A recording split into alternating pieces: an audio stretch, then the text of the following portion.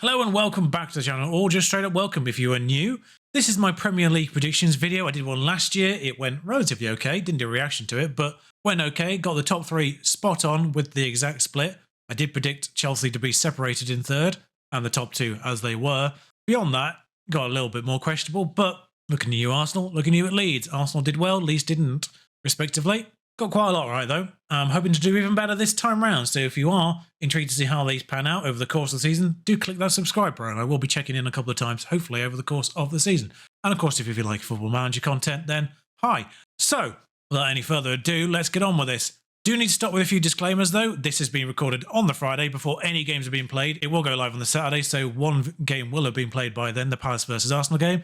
Secondly, I've generated a table via worldfootball.net's league table calculator, so it allows me to guess every single game week fixture over the course of the 38 weeks and then generates the table of results. So there might be a bit of exaggeration, and there's the bit in the middle could be quite flexible as a result. So just sort of factoring a little bit of outsider thoughts on a couple of them and adjusting a couple of them accordingly. But by and large, I'm happy with the table it produced. So, and of course, as I say, this has been recorded on a Friday before any games have been done, so this won't have all the transfers. I will be reviewing this at the end of the transfer window.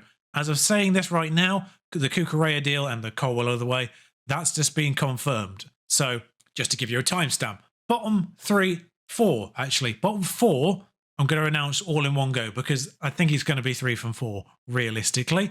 And you'll be somewhat unsurprised by 3 of them at least. 20th, Bournemouth. 19th, Fulham. 18th, Southampton. And 17th, Nottingham Forest. Bournemouth haven't really done anything. They've signed a right back, and that's that, really. They've signed a right back from the Championship, admittedly a pretty decent one, but still. The feeling I get from Bournemouth, and it probably might differ from the feeling of actual Bournemouth fans, though, is it feels a lot like the Norwich from 3 years ago. They've come up, they've not really signed anyone. They're kind of almost expecting to go back down again, to use that Premier League money to then rebuild, to come back again, and hopefully do better than Norwich did last year. So Bournemouth a bomb for that reason. I'm not going to spend a great deal of time on all of these. Fulham have done one big signing in the form of Palhinha, and I think they've got a good deal for Palhinha there, worth saying. Pereira's a good deal as well, and Barbo's a great deal. Leno's a good deal for the price tag they got them for as well. I think Fulham have done quite good in this transfer window, in terms of price tag compared to actual quality. Barbo's a great right back and at 27, just entering his prime. Pereira's 26, Palhinha's 26, they're both 26. Pereira's an interesting one. If he does well, then he's incredibly good value. I think Pereira's one that could go either way. He could just flop entirely, or he could be really good for them. Obviously, there's always the Mitrovic question. He did superbly ridiculous, really, in the Championship last year, but has always struggled to do the Premier League step up. So I think their season sort of hinges on the signings rather than Mitrovic. And the one that's gone under the radar a little bit is the presumed replacement for the Carvalho outbound, who is a big loss, big part of their promotion campaign. He's gone to Liverpool. Manor Solomon on loan. Whether there's a optional feature fee or permanent feature fee in that, I don't know. But I think there might be. I do vaguely recall this being announced, now I think about it. But won't be a stranger to Football Manager fans. He could be a very handy replacement for Carvalho if he performs the way he can do on Football Manager. It's not always the best barometer, but it's usually a pretty good barometer. So, but at the same time, they're 19th. Just because I think Southampton obviously have the inherent slightly better quality overall, just from being a Premier League team for a while. But the problem with Southampton is, a couple of years ago, the second half of the season, they did woefully. Danny has got injured and they had relegation form for the rest of the season. And then last year, I predicted them to be in the bottom 3 as a result. Now, Southampton did better than that last year, but because they had a good first half of the season. Second half of the season, they had relegation form. They're back in the bottom 3, and Southampton have had a weird transfer window. They're banking on kids, basically. They brought in Jerry Rebo for a good, very low price tag. The Scotland to England Premier League jump can be a bit tricky at times, so we'll see how Rebo does. Hopefully he does okay. But it's the 4 kids that have me concerned. They got gold with Livramento last year, so I feel like they're banking on doing that again, but 4 times over. The Bazanu transfer is interesting because I think he's coming in as a first choice because I've never rated McCarthy personally. I always thought Fraser Forster was their best goalkeeper out of the ones they had. So Bazanu comes in, I presume, to be first choice, maybe. The Bella Kopchak one concerns me a little bit because he's 20 years old now and he's been touted as a potentially good player for a few years. So you think someone would have got him from Bochum by now. It's not like he was at a big club before. He was at Bochum. So it's a little bit different to say Basnu, who's also 20, but he's been in Manchester City, so there's a sort of a more case of them holding on to them and loaning him out, whereas Bochum is a team that could easily be poached from if the price is right. So that concerns me. And the other two, I don't know how much game time they're going to get. They're that little bit fraction younger, but with 5 subs, they might get a little bit more game time than they would have otherwise. So Southampton at 18th, because their squad, it concerns me because they've not really lost anyone, though, thankfully. And their transfer window concerns me because of how much they're relying on younger players. Now, if they hit gold like Livramento again, then they could be a lot more all right than this. And it could genuinely be the 3 promoted going down again, which doesn't happen very often anymore. I think this is probably the most likely year that the 3 that got up go back down again straight away. But we'll see. Forest, though, I think Forest have done very, very well to bridge that gap. Nottingham Forest genuinely have one of the biggest transfer outlays of the entire Premier League, probably the entire Europe. They've spent 85 million so far, and I suspect they may not have finished. And I think they've done well. They are relying quite heavily on Bundesliga imports, which in recent years haven't gone fantastically. You think Werner, you think Joel Linton before he accidentally found out he was a midfielder. Or we accidentally found out he was a midfielder. Thank you, Kieran Clark, for that one, by the way. You think Bailey last year, for instance, even Sancho last year. None of them really hit the ground running when they came in. So it concerns me that 4 of Forest's signings are from the Bundesliga. Now, if they do well, then they are for the Bundesliga's, in terms of the price tags they paid, bargains. Riches from Bayern Munich, Omar Riches from Bayern Munich. I think you have to clarify that because I think there's a Chris Riches as well who's gone elsewhere. But Niakite from Mainz for 9 million is an insanely good transfer. Mangler from Stuttgart and Arani from Union Berlin, all good transfers, but it's a case of whether they make that transition. I genuinely think, though, Forest's survival hinges on the Man United players. Lingard as a free and Henderson as a loan. Henderson was part of the Sheffield United team that stayed up. The following season, Henderson wasn't loaned back to Sheffield United, and they went down with Aaron Ramsdale in goal. He seems to have done all right since then, much to my surprise. Credit where credit's due, I will hold my hand up on that one, and Ramsdale did turn out to do well when they threw him in the deep end at Arsenal, but he was relegated twice in a row, so I think that says something at the time. But I think Henderson might be the reason Forest stay up. At the very least, in combination with Arani at the other end. They've got an outlet, and I think they've got a good shot stopper as well now. So I think between them, the team's been built up enough. It is going to be a case of gelling. It is going to be a case of whether or not these all work in the Premier League and work together. But I think Forest might be okay if they do. But I do think it would be 3 from 4. I think everyone above this should be okay. Now, 1 or 2 of these might have a questionable season and see them slide into the relegation question, like Everton did last year, like Leeds did last year, like Burnley did last year. The one season I didn't actually predict them to go down, they went down. Of course they did. I got fed up of going, well, their luck's going to run out eventually. And then the one season their luck did run out, I didn't. Typical. But effectively, that's what I've done with Southampton this time. I do think their luck will run out finally. 12th through 16th is effectively that pack on my predictions. 12th through to 16th are those ones that should be fine, but if the season doesn't go their way, could see themselves in a bit of a sticky situation. I'll go upwards, of course. Everton is 16th. Now, Everton, I think, could be higher, particularly in my review. I did the table a couple of days ago. So Everton is 16th, was before news about Onana going to Everton rather than West Ham, for instance. But I think the Richarlison loss is huge, particularly coupled with the fact that Calvert-Lewin has just been injured. Right now, they don't really have an outlet. Dwight McNeil's a great signing. If he can find the quality that we think he might have in him, I feel like he sort of stagnated a little bit the last couple of years of Burnley. We thought he was going to be fantastic, and then he sort of not quite developed the way we thought he would. Tarkowski in at centre-back is fantastic. And I think the defensive signings they made in recent seasons, I think between them and Pickford in goal, I think Everton have got a relatively good defence. The question marks now come at the other end of the pitch for Everton with the lack of players they've got currently available to them. Now, if they can sign a couple of attacking players, that'll be fine. Obviously, Anthony Gordon, their product, is pretty decent, and they're going to be obviously relying on him a lot going forward, particularly with the Calvert-Lewin injury. So Onana's a good signing, and I think they're probably not done yet. So when we come back to this at the end of the transfer window, I suspect Everton won't be predicted 16th then.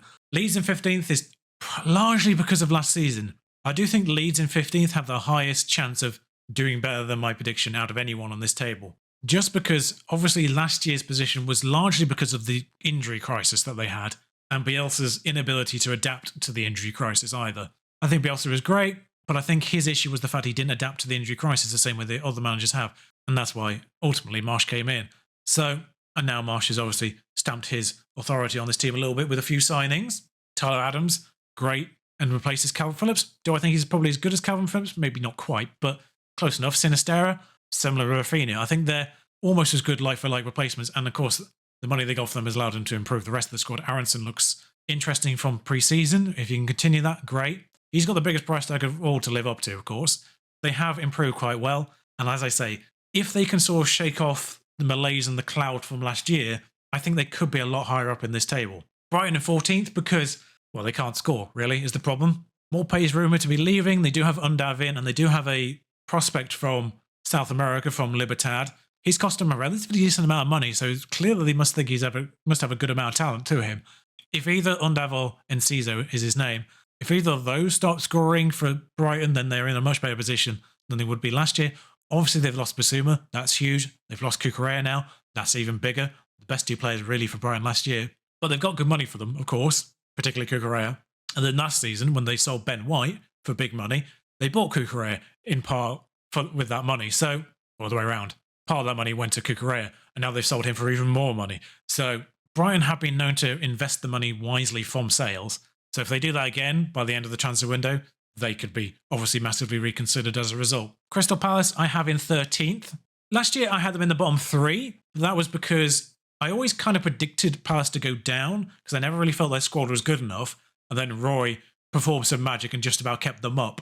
Roy left last year, of course. Vieira came in, and a lot of the squad changed around as well last season. A lot of people left on freeze at the end of the previous season, and a lot more players came in, a lot of young prospects as well, untested Premier League prospects. And they did okay. They did quite well. They sort of had a unspectacular, unnoticed season. They sort of slapped bang in probably 13th, I think it was. 12th, as it so happened. So actually, I am predicting them to be slightly backwards. They'll be in that same kind of ballpark, I imagine. They've not really brought too many players in. They brought in another Decore. They seem to like their Decores, along with another centre-back. That's where Chris Richards went. So yeah, I don't think they've necessarily improved their team massively, and I think they'll sort of be in the same kind of ballpark. It is kind of a rebuild at Palace in that sense. I think they could end up being a little bit higher, depending if the teams above have a poor season. And the one that I think could be in the biggest danger of all is my 12th, Leicester. Leicester haven't done anything. Leicester, I feel like, have done the Football Manager thing of not realising it's the World Cup this year. Happened to me so many times on previous FMs in particular. When the Qatar World Cup was a couple of years away, you'd be playing through, you'd get to the beginning of this season, you'd be doing your transfer business, kind of holding off a little bit, maybe trying to wait for price tags to come down a bit, and then all of a sudden, the Premier League started. And you're like, oh God, it's the Qatar year. I've not done my business. And that's kind of what it feels like for Leicester. They've not done anything. Kasper Schmeichel's gone for a pittance. So I think he still probably was their first choice goalkeeper going into this season. And from what I'm hearing is, they are going to be relying on probably Ward to be their first choice goalkeeper this year, and I don't think he should be. Maybe. I've been wrong on goalkeepers in the past. Hi, Ramsdale. But from what I'm hearing, they are only in the market for a third choice, which, let's be honest, Iverson is already a third choice goalkeeper in a team that only has 2 goalkeepers. The rumour Dubravka, by the way, would be great, but the prevailing rumour is the fact they're not going to be going for a new first choice. But I do worry about Leicester. They don't have European football, so there's no distractions in that sense. And it is the same team that finished 8th last year. But it's the same team that finished 8th last year, but everyone else behind them have made improvements, mostly. So 12th, but maybe worse. And I think if they start particularly poorly, I think Brendan Rodgers is a good shout for first sacking. Obviously, Hasenhuttl at Southampton, if I predict them 18th, is in that running as well. And probably out of the promoted teams, I think that Marco Silva at Fulham is the most in danger in that sense, in terms of likely to pull a trigger. Maybe Scott Parker at Bournemouth, depending on how poorly they start, if they do. I do think Bournemouth have a particularly awful opening set of fixtures as well, so that could maybe a consideration if they don't start well. They may give that consideration and that sort of leeway to him. 11th for Wolverhampton. Wolves finished 10th, I think, last year. Same number of points as Brighton, in a very similar kind of picture to Brighton, in the sense they didn't really score a lot, but they also didn't concede a lot, thanks mostly to Jose Sar's fantastic goalkeeping. And Wolves are in a transition in moving to a four-at-the-back system, which apparently is putting Connor Cody's position in jeopardy, because the prevailing theory is that Kilman and their new signing Nathan Collins are going to be their starting backup pair, starting centre-back pair. Starting backup pair. I know what I meant. Words are hard sometimes, but I do have concerns about the Wolverhampton back four if they are moving to a 4. Jose Sarr in goal, one of the best goalkeepers last year though, so could go either way in that sense. And there's also, of course, second lowest goal scorers last year, concerns at the other end. Jimenez has never really looked like the same player since that big injury, unfortunately. Park Hee-chan, they've now signed him permanently. Obviously, with the goal scoring output of the entire team didn't do that well either. seemingly. So I don't know what his precise stats were. I do think Wolverhampton do need a signing at that end of the pitch, for sure. Right now, I can't really see them having much of a different season to last year. The only reason why they're ahead of Leicester in this, really, is because of the fact that they've got a goalkeeper. Brentford in 10th. We are moving into this section, by the way. Wolverhampton, Brentford, and 9th. I think they're going to be the ones that could be on the fringes of Europe, but ultimately are going to be sort of 1 or 2 steps short. They're just going to be, there's going to be a certain amount of breathing room, I think, between them and the actual 7th, fighting for 7th teams, particularly Wolves in this situation with the transfers as they are. I think Brentford are the ones I'm predicting currently to probably overshoot their overall prediction, I imagine. I imagine Brentford overall are predicted to be about 14th, 15th. If this was a pre-season predictions on Football Manager, I imagine they'd be about 14th, 15th. I think they're the ones that are going to step up. Obviously, they've lost Eriksen, but I don't think the form they had when Eriksen came in was entirely Eriksen's output on the pitch, if that makes sense. I think Eriksen, when he came in, brought the entire squad together in a way that then, as a unit on the pitch, they performed that much better and sort of sorted their season out as a result. Now, Eriksen going, obviously, in terms of pure output, is a loss, but I think the togetherness of the squad now, as a result of that Eriksen situation, is now a sort of a platform for them to build on for this year. And they've done a few signings. They've spent big on a winger from Hull, which seems a little bit odd, but Brentford, of course, now have a reputation of doing savvy signings. So the fact they spent 17 million on an English winger from Hull, a young English winger from Hull, Keane Lewis-Potter, they clearly obviously see something in him, and I trust Brentford to get transfers right, but this is probably their biggest gamble in a few seasons, you would probably say. And then Aaron Hickey at left back is a little bit less of a gamble, you would probably argue as well. I had Brentford's left back in my fantasy football last year, and he didn't really get the points I'd like for him. So the fact they brought in the left back, sensible. And Ben Mee, of course, on a free, and Strakosha as a free as well as a backup goalkeeper. I think he will be back up to David Raya, but David Raya did have a big injury, I think, last year as well. So the fact they've got in a goalkeeper of similar quality, I would argue, bodes well for them. And Ben Mee in the middle for as a sort of a commanding captain type player can only be a good thing. Aston Villa in 9th. Now, it has to be said up front that Gerrard at Aston Villa didn't really do as well as people were thinking he would do.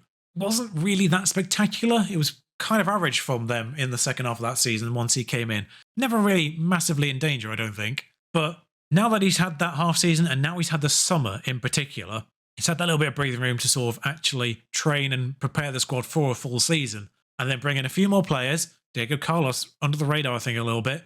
He was a Newcastle target, rumoured at least. And they got him in for really good money as well. Boubacar Kamara and a free, insanely good. Augustinson on a loan is sort of snuck in as well. He's obviously very competent left back, has a backup to Digne, superb. Compensate the outbound target. Good deal there. And obviously Coutinho permanently as well. They've had a good window. They've had a really good window, actually. And I think that's why they're going to be 9th. I think I say this for a couple of squads, like the Palace one. I think it's a consolidation year for Villa. This is really kind of year one of the Gerrard project. If they stick with him and they give him faith in him, this is year one. I think they get 9th. I think they get close. They get to being in that picture for maybe 7th, but then ultimately probably fall short by the end of the season. And then next year they probably move into that equation a little bit more off the back of that. And I say that because 8th and 7th, in my opinion, are just that little bit slightly clearer. And 8th I have as West Ham. 7th and 8th in this table are separated by 1 point, this predicted table. 1 point between them. And 7th is Newcastle. I'm just going to announce them together. 8th is West Ham, behind Newcastle at 1 point, because the fact that West Ham are in the Europa Conference League this year, I think they have a legitimate chance of winning that. They came close-ish in the Europa League. They got most of the way and then fell relatively close to the final hurdle. The Conference League, absolutely they can win that. Absolutely. So I think if West Ham are in the picture for winning the Conference League at the end of this year, and they're not in the picture for getting in Europe in the league, if there's a bit of a gap between 6th and 7th in that situation, if West Ham are in that 7th at that point, they're going to be prioritising Europe at that stage. They're going to be prioritising the Conference League winning it, so they get into the Europa League instead.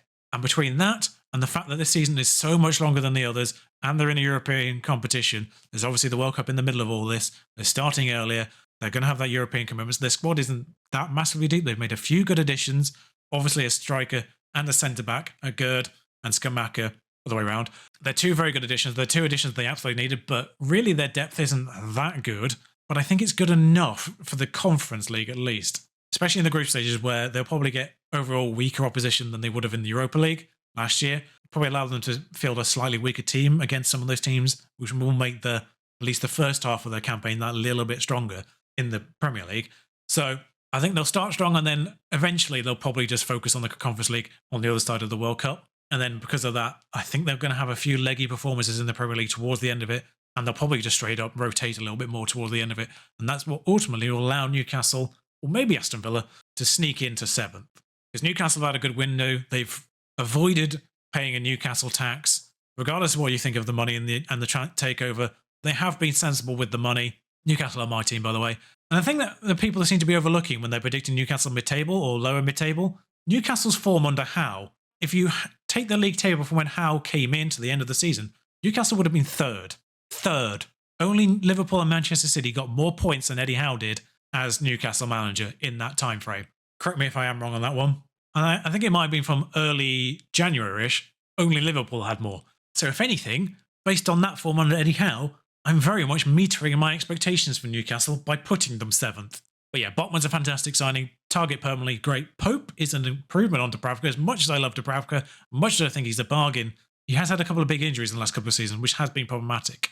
Because we have had to rely on Carl Darlow, who, again, as much as I kind of like him, he is a backup, and he's certainly not of a quality to be starting in a squad that has aspirations of Europe now. Let's be real.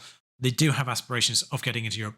I do think the Conference League is the best case scenario for Newcastle this season. If they get into that, it shows that they mean business, shows that they mean they are aiming at Europe, whilst also not being in a competition that might be slightly beyond them. In a very similar way to West Ham this season, really. We saw that the Europa League was a little bit beyond West Ham last year. Not by much, but a little bit beyond. I think West Ham can win that. And if they do win that, of course, they get the Europa League. And that's why they focus. I think that's why they focus on it, rather than settling for the conference again. But I think similarly, the following year, if Newcastle get in the Conference League, they could easily win the Conference League and get into the Europa League that way. There genuinely could be like a rotation between West Ham and Newcastle in 7th going forward because of this, until one of them gets strong enough to contest the top 6, or someone else does. It does feel like the only way is up for Newcastle at this point, obviously. I think 7th is probably a reasonable expectation, maybe. I won't be mad if they don't get Europe. I'll be mad if they're not top half. They got 11th last year with basically 0 points by December. You kind of just have to imagine over a full season that the Big 6 will probably continue to be the Big 6. And that's kind of the only reason why I've got Newcastle 7th or 8th, depending on the way that goes with West Ham. But anyway, we move into the top 6 now.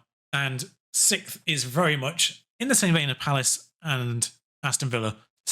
It's a consolidation season for Manchester United.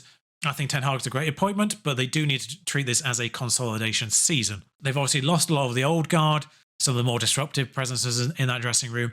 Ten Hag can bring in a couple of players. He's already brought in Martinez. They do need more players, I do think, for this season. I think even with a player like, say, Frankie de Jong, who is rumoured, although might now be going to Chelsea instead, I think even with players like that, I still think they struggle to get top 4 this year.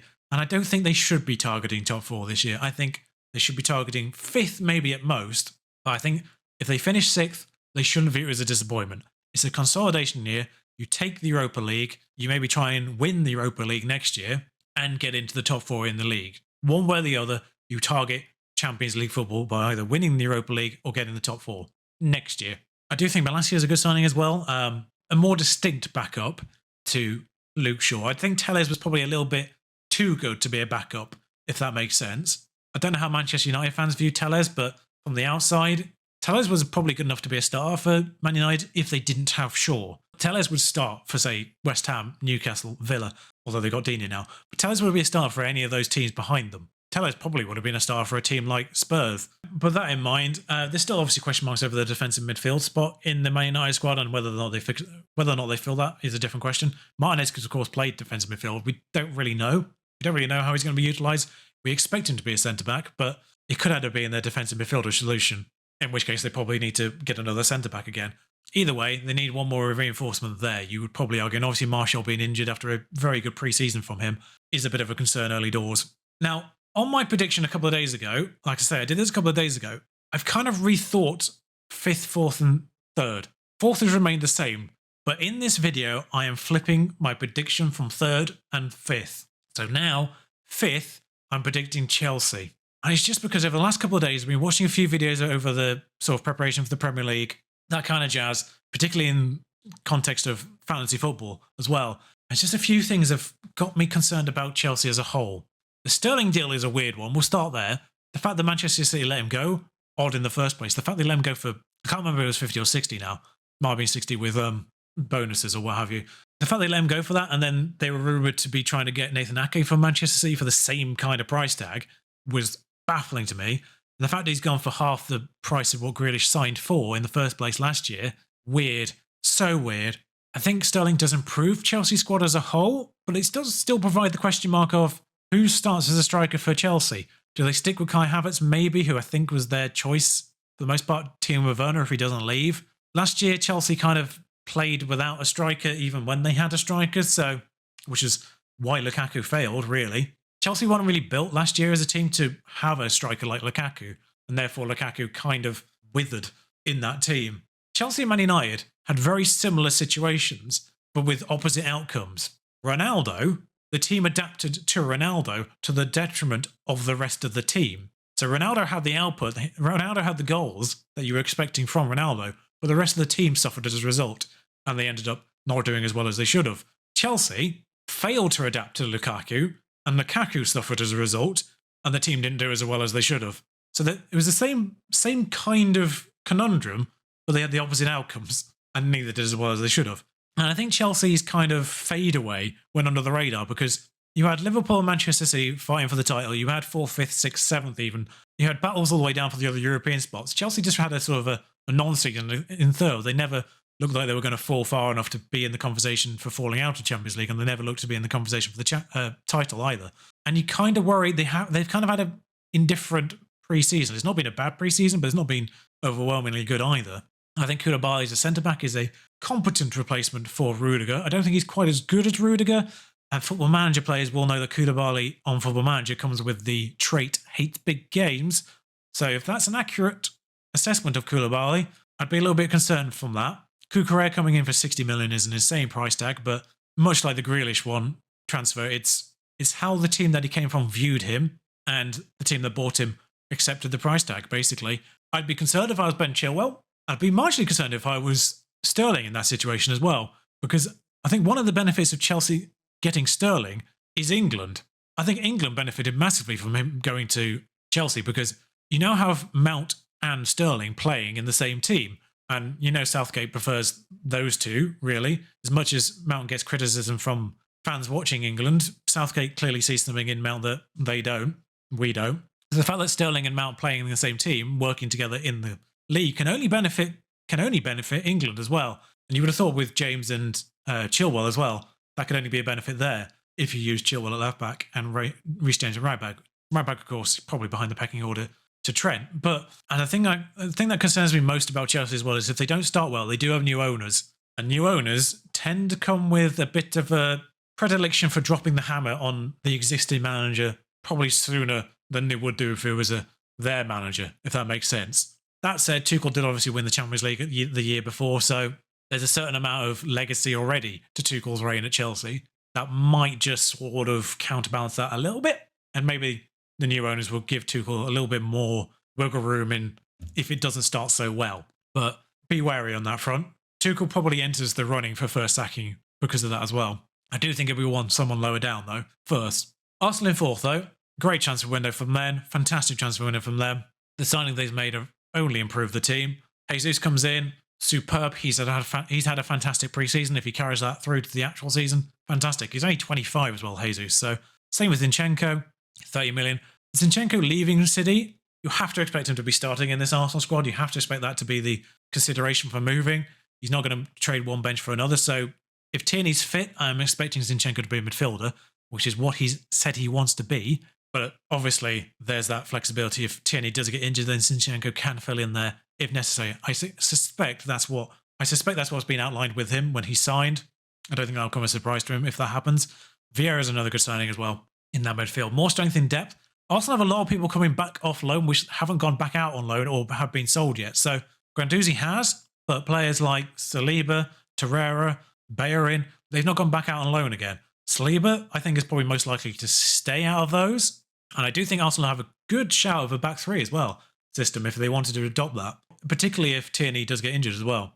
I think Zinchenko as a left wing back and Bayern, if he doesn't go back out as a right wing back, with a back three of Saliba, Gabriel, Ben White, Tomiyasu, of course, as well. Three of those four, any three of those four is a very good back line of a three, and those two wingers, those two wing backs are superb as well. So I do think Arsenal have a good back five shout, back three, back five shout, if they wanted to go that route. If they don't want to go that route, then I think Saliba could go back on loan again. Who knows? But he definitely has to enter the picture because he had a fantastic season out on loan last year. But I think the flexibility in Arsenal's formation is there now, and I think they could definitely be a surprise for this season. Got them for fourth. It's obviously an improvement from last season. They do have European football to contend with for the first time in a few years. So I think that's the only reason why they're not going to be higher than fourth, in my opinion. Third, then, unsurprisingly, you'll probably find, is Spurs. Another good transfer window. Another window that's probably actually gone maybe a little bit under the radar in the form of, loaning Lenglet, free agent in Perisic. Perisic 33, not getting any younger, but previously worked with Conte. There's that relationship there already. And then Richarlison, despite the price tag, which I think is possibly a tiny bit on the high side, but I think that price tag might be repaid by the flexibility of Richarlison. You can play on the left, you can play up front. So if either Son or Kane have a major injury, or even a minor injury, and have to miss a game or two or three or more, then Richarlison can come in and fill either of those roles. Darn sight better than anyone who was there previously. So I think that's the consideration being made with the Richarlison signing and the Richarlison price tag. Basuma coming in, also useful in that sense. So, and similar to the Arsenal thing, they've got Ndombele and Lo Celso coming back in off loan, and they haven't gone back out again yet. So whether they're going to stay is another question mark. I don't think they will, particularly with the Basuma incoming. But if they can find a reason for them, it's Champions League football for Spurs this year as well, so it's a higher calibre. So they might be relying on those higher calibre players in the Champions League, which then means they probably want stronger players for the Premier League as rotation options than they possibly have done in the last couple of years. Maybe players like Ndombele and Lo Celso stick around for that purpose. We'll see. But I have him in third. I think they're going to do fantastically under Conte, to be honest. Which just leaves the top two. And once again, I think it's going to be a fantastically tight situation between the top two. So I might as well announce them together because as soon as you announce second, then first is obvious. Liverpool second, City first. But I will provide this caveat. I think this season has the biggest chance in a few years for a surprise in that respect. Whilst when I've done this prediction, there's a big old gap between Manchester City and Liverpool and the rest of the teams. There's a big old gap. It's 20 points at least between Liverpool and my third place prediction. I don't think it is going to be anywhere near as drastic. I do not think it's going to be anywhere near as drastic. It's certainly not going to be as drastic as it was last year. There was 18 points between Chelsea and Liverpool last year. I don't think that's going to be the case this time. Liverpool losing Mane is probably a bigger deal than people have really talked about, because before, if they lose either Mane or Salah, then there's the question mark of who fills in. Now, obviously, they had the AFCON situation where both of them were missing. They kind of did all right. I think the situation is now, if they lose Salah, then they've lost their one out-and-out top world-class player, if that makes sense. Diaz, Jota, Firmino, Nunes, they're all world-class players, but Salah's obviously that elite top 10, if that makes sense. Elite top 10 players, along with Mane, in my opinion. Top 10 players in the world. So that's my concern there. They've lost one of them, therefore if there's any injuries to Salah, then I think that's a bigger problem if Salah gets injured this year than they would have done in previous years when they still had Mane to rely on, for instance. Diaz has done well, Jota's obviously very good. The squad's still there. Obviously the defence is unchanged, midfield's basically unchanged. And they've obviously strengthened that striker position where before you had Firmino or Jota, or now you probably do play Nunes first. So it could go either way. If Nunes doesn't perform, then there's possibly a bit of a concern for Liverpool. And I think that's the only reason, and that's the main reason why I've got them second to City. Because I think City are in a fairly similar boat, oddly enough. But the players they've lost are more squad players. They've lost Zinchenko, they've lost Sterling, which I think is probably, again, another bigger loss than people are giving it credit for. And they've lost Jesus. Haaland's come in. That's fantastic. But again, same as Nunes. If Haaland doesn't perform, for whatever reason, if somehow he doesn't do it in the Premier League, the way he has done everywhere else, if he doesn't do it in the Premier League, Man City do obviously still have a whole host of quality players. Grealish, Foden, Mahrez, De Bruyne, Bernardo Silva. They're all still there. They're all there to fill in. Alvarez, of course, again, another top talent who's come in there. But on the younger side, maybe he doesn't adapt to the Premier League quite as quickly as others will do over the course of a full Premier League season.